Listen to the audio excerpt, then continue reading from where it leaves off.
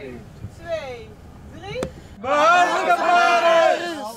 Tientallen Caparis-meewerkers stappen nu het strijdbaar in de bus om te protesteren tegen het opknippen van het bedrijf Caparis. Ze reizigen alle deelnemende gemeentes bij Del om een petitie aan te bieden, Licozier, in naar Karspelen. Er is momenteel veel onzekerheid over de toekomst van ons bedrijf. En wij medewerkers van Caparis, wij maken ons zorgen. Wij maken ons grote zorgen over onze toekomst. We maken ons zorgen over het voortbestaan van ons bedrijf. We maken ons zorgen over of wij straks nog werk hebben. En we maken ons zorgen over de toekomst van onze gezinnen. Die basiszorg, dat geld, dat inkomen, die toekomst, die zekerheid.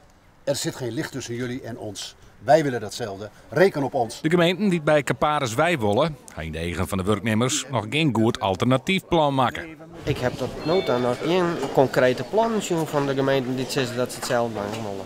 En ja, nou, die wordt toch wel oproepen van jongens, zwaar je eerst dat je nijers kwam hebt, voordat je naar de voetbal is. Wij zijn de WC!